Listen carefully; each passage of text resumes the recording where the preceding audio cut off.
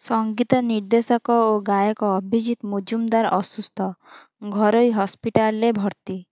ଅଭିଜିତ ମଜୁମଦାର ଅସୁସ୍ଥ। ଓଲିଉଡ ପ୍ରଖ୍ୟାତ ସଙ୍ଗୀତ ନିର୍ଦ୍ଦେଶକ ଓ ଗାୟକ ଅଭିଜିତ ମଜୁମଦାର ଅସୁସ୍ଥ, ଯାହା ପରେ ତାଙ୍କୁ କଟକସ୍ଥିତ ଏକ ଘରୋଇ ହସ୍ପିଟାଲରେ ଭର୍ତ୍ତି କରାଯାଇଛି। ବର୍ତ୍ତମାନ ତାଙ୍କର ଚିକିତ୍ସା ଜାରି ଥିବାର ସୂଚନା ମିଳିଛି। ଖବର ଅନୁଯାୟୀ ରବିବାର ଓଲିଉଡର ବିଶିଷ୍ଟ ସଙ୍ଗୀତ ନିର୍ଦ୍ଦେଶକ ଅଭିଜିତ ମଜୁମଦାର ଅସୁସ୍ଥ ହୋଇଛନ୍ତି। କଟକସ୍ଥିତ ବାସଭବନରେ ସେ ଅସୁସ୍ଥ ହେବା ପରେ ତୁରନ୍ତ ତାଙ୍କୁ ମେଡିକାଲରେ ଭର୍ତ୍ତି କରାଯାଇଛି। କଟକସ୍ଥିତ ଏକ ଘରୋଇ ହସ୍ପିଟାଲରେ ଅଭିଜିତ ମଜୁମଦାର ଚିକିତ୍ସା ଜାରି ରହିଛି। ତେବେ କେଉଁ କାରଣରୁ ତାଙ୍କ ଦେହ ଅସୁସ୍ଥ ହୋଇଛି ତାହା ଏଯାଏଁ ଅସ୍ପଷ୍ଟ ରହିଛି। ଡାକ୍ତରୀ ଟିମ୍ ଲଗାତାର ଭାବେ ଅଭିଜିତ ମଜୁମଦାରଙ୍କର ସ୍ୱାସ୍ଥ୍ୟ ଉପରେ ନଜର ରଖିଛନ୍ତି। ସୂଚନାଯୋଗ୍ୟ ଯେ ଅନେକ ଆଲବମ୍ ପାଇଁ ସଙ୍ଗୀତ ନିର୍ଦ୍ଦେଶନା ଦେଇଛନ୍ତି ଅଭିଜିତ ମଜୁମଦାର।